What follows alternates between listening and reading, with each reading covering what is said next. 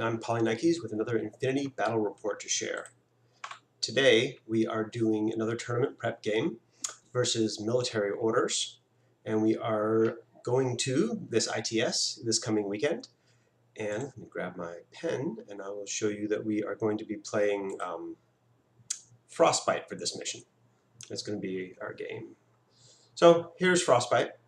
The objectives: kill more army points worth 3, kill the enemy data tracker worth 2. Keep in mind that kill more army points, everything that dies to the frost at the end of the game counts as killed by the enemy, so it counts for this army point objective. And the secure the exclusion zone, which is worth 3 points. The first time I played this, I got this wrong, but now we have it right. The only way to secure the exclusion zone is with your data tracker, making the data tracker very important in this mission. Killing the enemy is worth 2, and keeping your alive is worth 3 if you can secure the zone with them. And the second part over here, or excuse me, third part, the active heating unit. This is a little unclear what it means by active heating unit. What we played, and I think is correct, is that if you have hit the button on one of the consoles and it hasn't been re-hit by an opponent, by the end of the game, you get that. That might not be true if the heating unit is destroyed, but that doesn't come up in our game. We don't destroy any of them, so that's fine. And then the classified is 1 objective point down at the bottom there. Okay. Deployment zone's pretty standard for this game.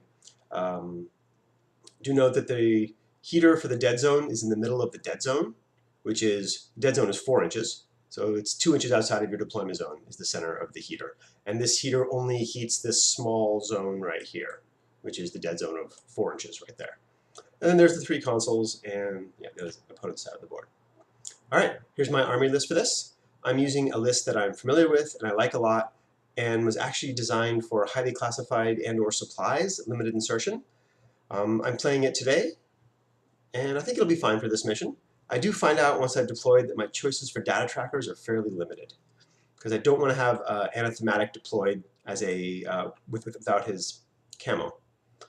So the choices are pretty much just going to be Kurnow, or the Zariat, or the Medtech. The Medtech right there. I really like this list. It's really hacker-centric. I really enjoy the hacking game, and Kurnow is an amazing addition with that, with white noise, and mostly it's the pitcher. Pitcher is the most important part of Kurnow, like by far. If he was a regular specialist and not a hacker and had a pitcher, I'd be completely happy with him there. Yeah, you see I've got 2 assault hackers. I love the assault hacker. I've got a sniper. The sniper is usually my reserve in this list, and it will be in this game too. Okay, on to my opponent's list. He's playing military orders. Now, I don't know that he's got a Knight of the Holy Sepulchre at the beginning of the game, but I'm pretty sure he does, because I know this guy and he likes to play that model. So anything that's not in a Link or a robot, I'm suspicious of. And I also really like the Knights of Santiago, which he plays. I think they are a great option. The Spitfire, excuse me, the Nanopulsar and the EM grenades on all of them make them really good. They get a paramedic option, which is great to be a specialist. And the Magister Knights here are good for this mission because they all have double action close combat weapons. So that if they get over to my side, they can smash on my heaters. Yeah, there's his list. All right, here's my classified follow-up. I like this one. I think it's a good one. It's strong with the anathematic because he's whip 16. He can just get within 8 of the enemy HVT and do it on a 16. If he can get LOF, he can do it on a 19. Right? And that's my kind of objective. 1 die and a 19. Probably only take me 2 or 3 orders to get it done. So, all right, here is our board. I'll move myself out of the way momentarily here. There it is. You see the other side in a moment. I'm going to go to the other side of the board. This is the side I end up deploying on. This building here actually has no way to get into the bottom of it. There's windows into it, but we said you can't go through the windows, and then we noticed there weren't any doors on it, so we're not going into there. Here is the other side of the board. Again, I'll move myself out of the way so you can kind of see it all. There it is. This is where my opponent will be setting up. And his deployment line is basically right inside these barricade walls right there. He can get right up to the wall in his deployment zone. As you'll see, his Fugazi ends up like right there. Okay, and here's my finalized deployment. Q drone on the side, R drone over there to give repeater coverage of him, slave drone. This is Kurnow in the center, who is starting prone. In the center of the board, we have the Medtech, which is my data tracker.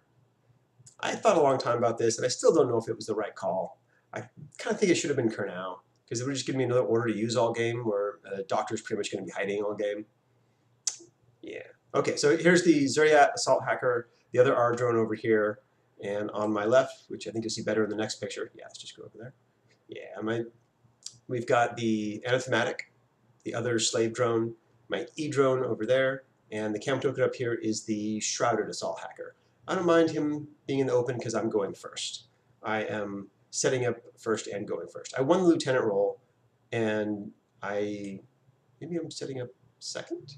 No, it must be first. I won the lieutenant role and I lost the lieutenant role. My opponent chose to go second.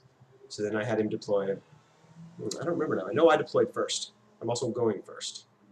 Okay. Oh, onto my opponent's deployment. We have a Fusilier over here. Again, suspicious. We've got the full link. The data tracker is his Santiago Paramedic. This is the Spitfire over here, and then the 3 Magister Knights, with the link leader being down there. And on the other side of the board, the Father Knight, Bipandra, who with hindsight we know is the Knight of the Holy Sepulchre, and the Order Sergeant with the Oxbot. The Oxbot is right here, just inside his deployment zone, and the Order Sergeant has a heavy rocket launcher. And with Fugazi, as you can see in that little spot I mentioned earlier, right there. All right, straight into Combined Army turn 1. First thing I do is upgrade my drone with the E drone. I upgrade the Q drone with the E drone. Q drone zips up here to get line of fire down here to the link team. It's a little bit of a risky play, but I'm 4 dice on 14 versus 2 dice from the Spitfire of the Knight that's out there. Actually, not the Spitfire, the Panzerfaust. The Knight, however, chooses to dodge, and he successfully does. So I think that's fine. I leave my Q drone there. If my plan goes well, he'll be impetuously rushing at me, and I'll gun him down on his turn, so I don't need to spend any more orders on that. Kurnow moves up towards the center objective. This is my HVT, Slender Man over here. And as he goes by this objective, he's going to hit it, but he's really getting in position to shoot off some repeaters. First repeater he shoots off lands right here on the other side of the Fast Panda. Remember, on the other side of this is the entire link of Knights. Here's Kurnow down here doing that shot. He's then going to fall back and drop another repeater right here as he does so. And then both those repeaters go down. Kurnow is safe behind a wall somewhere. And then I coordinated order with the 2 assault hackers, the Anathematic, and the E-drone. And we hack the Knight who's the link leader. And try to exile him and stop him and gotcha him and all that kinds of stuff. He does get immobilized, he however does not get exiled. So I do it again, but this time I target the Spitfire. And I do successfully exile him, breaking the link and isolating him. With the coordinated order, the Zuriat was moving up, and so was the Shroud, just trying to get into a little bit of a better position. And here you can see where Kurnow hit that button, and this is the enemy HVT over there. Okay, here's the second repeater I dropped that I mentioned earlier. So here's the enemy link. Right, we've got this guy isolated. This guy is, or the one that's not on camera here is, his symbols are not. He's immobilized from stop program. And this is kind of how I end my turn. This was my reserve, which is the sniper just sitting up there waiting. Both my camo guys go back into camo, the assault hacker Shrouded and the Anathematic, just to keep them a bit safer. I'm moving to my enemy's turn 1. Here they are at the beginning of their turn. Isolated, data tracker's there, this guy's immobilized, and impetuous. His impetuous is kind of funny. He can't do anything. He tries to move, he's immobilized, but he does activate. But he has stealth, so I can't hack him again, and you can't reset through with an impetuous order. So he just idles because he can't do anything. This one is going to run this way. This one is going to run this way when they do their impetuous moves. So the one to my left here does it first, and he runs towards the Q drone. Here he is running out. He takes his Panzerfaust shot. He's also going to get hacked when he does that. And the Q drone fires back. He's not in a link anymore, so he's going to be at minus for mimetism as well as cover, bonus for range, and the Q drone is just firing at him in the open. But the Q drone goes down. Takes a hit from the Panzerfaust, fails one of the other saves, and is now unconscious too. The Knight, however, gets immobilized. You'll see him in a second, but he's over there. And the other impetuous orders just run out. They decide not to do anything except move, which means they can't be hacked because of their stealth. And then the Order Sergeant, who's moving up here in the top of the screen, he's coming across like this with his heavy rocket launcher. And I decide to reveal my Shrouded Sniper and take a shot at him right as he's basically standing on top of Bipandra. She's prone. So as he walks over her, I take the shot there. He's in cover when I'm doing this, and I'm in cover and have camo, so it's a little bit in my favor, except he has 2 dice. The Shrouded does win that fight and actually kills the Order Sergeant outright. There's the Immobilized Knight, who took out the Q drone. On the Knight's left, my right, this Fusilier is prone and comes crawling out here. I'm still suspicious that this might be the Holy Sepulchre. He gets within range of the repeater, asks my opponent if he's hackable. He says no. I'm like, okay, but he's a forward observer. He has repeaters, so I black him out. So those repeaters aren't working anymore. But he's able to crawl, and he's crawling because that Shrouded Sniper could see over here until he crawls out to maybe here or so. So he crawls out. He's trying to go get an objective. He doesn't quite get there. He gets to the boxes that are on the other side over here, where he stands up and gets flash pulsed in a shot, trying to take out my R drone. So then my enemy's data tracker, which is the paramedic, he runs down the center stealthily and then gets to the very center right here to hit this objective. He hits the objective successfully, and that breaks his stealth, and he gets hacked. I isolate him, and I think I do not immobilize him. I think I just isolate him with a couple of, oh yeah, the Zerat crits him with the Oblivion, and he gets isolated. All right, my opponent's getting ready to end his turn. You can see the Pondra over here, and then all of a sudden she jumps into 3 Hollow Echoes. So now we know where the Holy Sepulchre Knight is and what's going on. And we're now into Combined Army turn 2. The Anathematic moves up. This Fugazi is over here flash pulsing me. I have a terrible habit of just ignoring the flash pulse, which I do. I ignore it and just move up.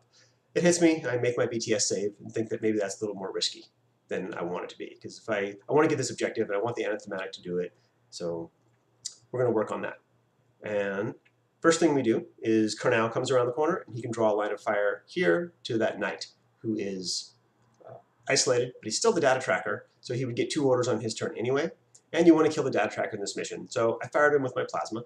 I do 1 wound, the Knight falls back.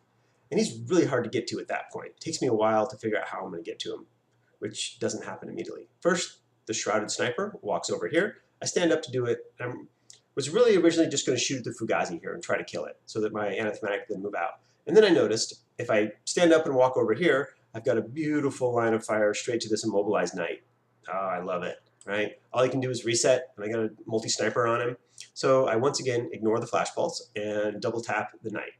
The Knight is killed, and the flash pulse hits the Shrouded, who makes his save and goes prone. Yeah, well, that doesn't really help the Anathematic here, who moves up to gets the objective. I ignore the flash pulse. He flash pulses me, and I fail the BTS save this time. So the Anathematic is now stunned, but I did get the objective. I also fail guts and kind of tuck back out of line of fire of the Fugazi, which is only important when I want to go back into camo at the end of the turn. Karnal, he's still trying to get that Knight. He comes running out from his cover, and from here he can gain line of fire to the Knight there. It takes like maybe 2 or 3 orders of plasma fire because the Knight's dodging, but I do kill him and then run back around this wall to be safe next to the slave drone. All right, Anathematic then goes back into camo, and I believe that's the end of my turn 2. Moving on to turn 3. Excuse me, turn 2 for the military orders. Yes, so here's an isolated Knight who's impetuously running up. He gets line of fire to the Shrouded Sniper. I take the shot, and the Knight wins the face-to-face and kills the Shrouded outright. He actually crits him with the Panzerfaust. And then he fails one of the other saves, so he's not even a seed embryo, he's just dead. He does get very immobilized for doing that, because he's standing right next to that repeater there. At this point, my opponent decides to maybe destroy the repeaters.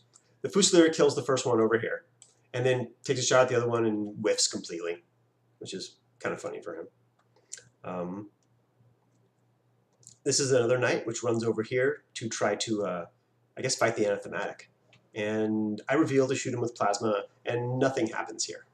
I was really concerned about my opponent's Father Knight Assault Hacker, who is straight in this direction, but still hasn't moved from his original deployment zone. And he's a pretty tough guy because he's really high BTS. So the reason I went back into camo was I didn't want him running up and just trying to isolate the Anathematic here, which would have put me into Lost Lieutenant. And while the Anathematic's a good hacker, so is the Father Knight. And with his BTS 9, he can do it a couple of times. He can even lose a couple of face-to-faces with me and eventually isolate me. So when this Knight runs over here to do that, he doesn't have a lot of orders left to do that, which is why I reveal, and I'm not too worried about it. So then the Holy Sepulchre comes up instead of the Father Knight. It steps out over here first and shoots down this way and takes out my R drone, which is why he's not in a Hollow Echo anymore. And then he walks up on top of here where he gets line of fire to the anathematic. And unfortunately for the Holy Sepulchre, the anathematic wins this face-to-face roll with the plasma rifle, and the Holy Sepulchre fails both saves and is killed. That's my opponent's lieutenant too, so he will be starting his turn 3 and loss of lieutenant for sure. And now we're moving on to turn 3 from the combined army. And first thing I do, anathematic scoots over. This knight has was immobilized when he shot at me by the Zerat, who's sitting over right here. So I shoot him with the plasma and just melt him because he can't do anything about it. And then I need to, this is my 3rd turn, so I don't have any more turns after this. I want to move up Doc Worm, and I want to move my 2 hackers out of the central zone because they're going to die. So we spent a couple of orders running them back into my deployment zone, which is kind of like that way. And then Doc Worm uses his data tracker order and a couple other orders to zip up over here and go prone. Thought about that for a little while. It seemed like the safest place inside the zone. The only real threat, remember my opponent is in loss of lieutenant next turn, and both these guys are isolated, so they can't get extra orders anyway, but they are impetuous, so they're going to be coming at us. The Knight of Santiago over here killed somebody earlier. So he caused a wound. I think he actually finished off the Q drone. That's why he has his impetuous order. So they're both going to be running over here. And if I'd thought about that more carefully, I probably could have used my slave drone on my far right side of the board, that way, and tucked it up over here to draw them with their impetuous orders away from Doc Worm, which would have been a much better play. Then what I do, which is, first Kurnow comes out because I want some arrows for them rushing down there, because they do have range to get over there to where Doc Worm is. Come out where I can draw a line of fire straight through here to the Magister Knight. There's the Magister Knight there, he's isolated, but he fires his Panzerfaust and puts Kurnow unconscious. So we're running out of things that can ARO through there, which is actually precisely nothing at the moment, because the Fugazi's down, the snipers, Fugazi, the R drone is down, the sniper's down, Kurnow's down. So the anathematic steps up, he runs up over here, and I debated his position for a while. I almost put him right here, where I can't quite see either of the knights yet. And then I remember, oh, they're going to get me in close combat if I do that, and they will, crush me pretty good there. So I decided to go back over here and go to Suppressive Fire instead. It's my opinion that going to Suppressive Fire is almost always a mistake. It seems like a great idea at the time, and then I do it, and then I'm like, wow, that was terrible. I could have done anything else with that order, and it would have been more effective. This turns out to be true in this case, too, as you'll see momentarily. So we go to their turn. First impetuous order from this is turn 3 for the military orders and final turn of the game. The Magister Knight runs up to here with his impetuous order. He doesn't quite come into line of fire, so he's safe. The Knight of Santiago, his impetuous order lands him on the other side of the building over here. And his regular order, because he's isolated, his irregular order, because he's isolated, he steps up over here, gets in a firefight with anathematic, and I hit him 3 times with the plasma rifle, and he is destroyed. Isn't terribly relevant, but I did kill him there. And then my opponent is like, let me see if I can do this, and runs his Magister Knight all the way out here. And I'm like, I mean, sure, you can do that, but I mean, anathematic standing, he's S6, you're not seeing Doc Worm, I don't know what you're going to do. And my opponent's, oh yeah, that's fine, I have a shotgun. And I'm like, oh yeah, you do. So he shotguns in. Obviously, the teardrop on the light shotgun will do this and hit Doc Worm. So Doc Worm will get a dodge.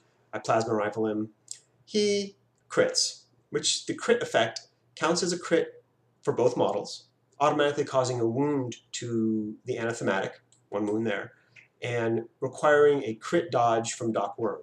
Now he crit on like a 9, and Doc Worm was dodging from template out of line of fire, so he was on a 7, so he would have had to crit anyway, even if that wasn't the case. But as you can see by this unconscious marker, Doc Worm does not crit dodge, nor pass his armor save, and he goes unconscious. And that is where the game ends.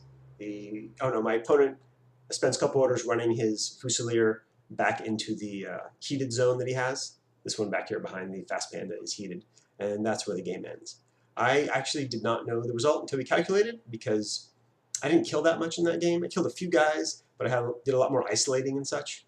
We calculated, and in the end, the combined army did win by 6-3. We had 3 for killing more army points, and then both of us had 2 for killing the opponent's data tracker, and 1 for having at least 1 console active. And neither one of us got our classified or the enemy HVT.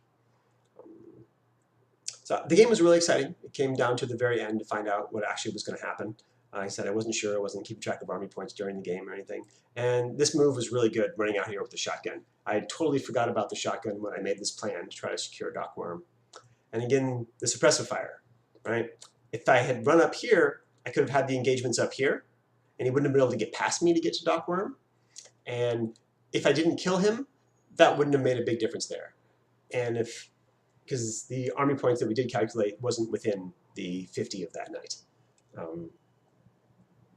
So yeah, the suppressive fire was a mistake, even though I killed a knight on it and seemed like a good time, or a good option at the time.